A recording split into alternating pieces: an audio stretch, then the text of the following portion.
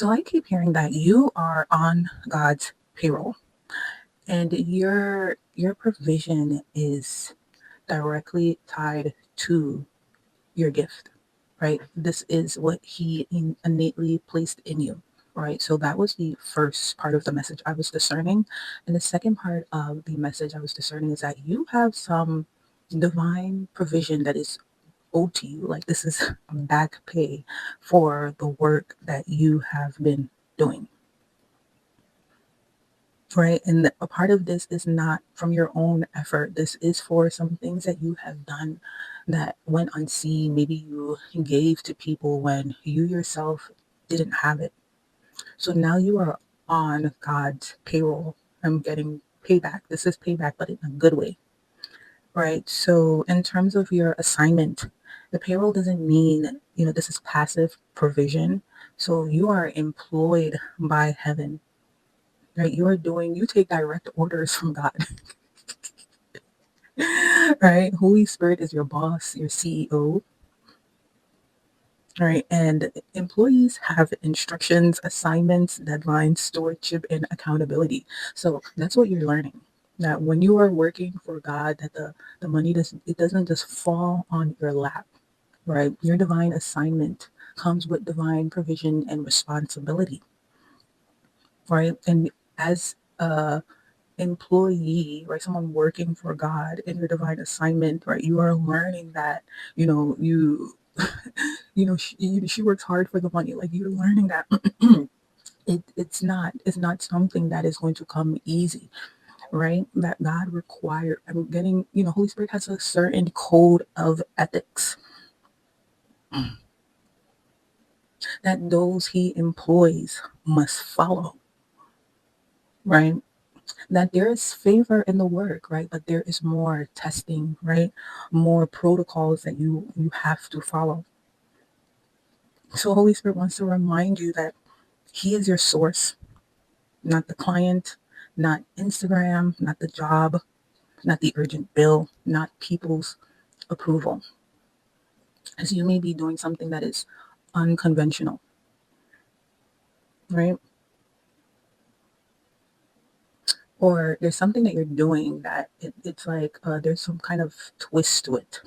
Because, a lot of the people that I'm speaking to, your business is also your ministry, right? So there's some kind of unconventional way about it, the way you go about it, or certain tweaks that God has made you do. For instance, I saw a woman's video and she talked about how um, she had opened an event space, but then God called her to not serve any alcohol at the space. And she was really worried about how she would get any business, right? That's like the unconventional twist to the thing, right? And she still ended up doing really well. God still brought clients to her venue. So Holy Spirit is letting you know that at the end, he is the source, right? Even with what you're doing being unconventional. He's saying that you are not out here unsupported, that you are under assignment. So when you are on payroll, you need to move like you know the check is coming.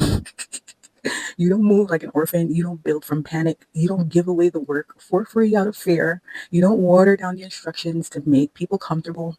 You don't abandon the assignment just because money is tight. You don't confuse delay with being abandoned by God, right?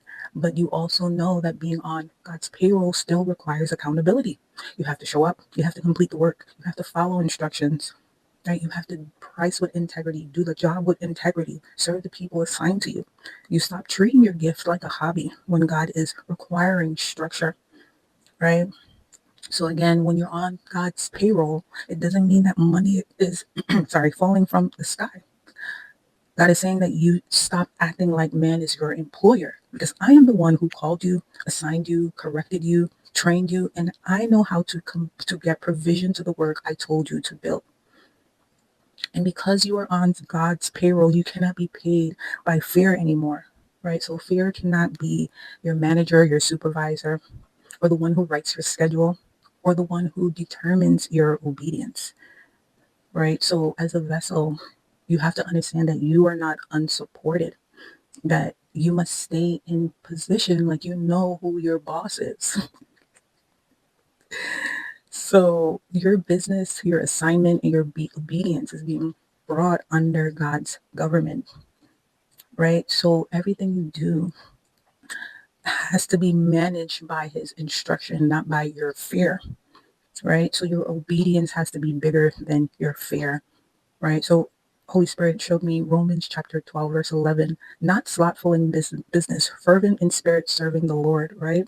So you can't be lazy in business, passive in spirit, not serving money, not serving panic, not serving people's approval, that you serve the Lord through the work, right? Because you are on God's payroll, right?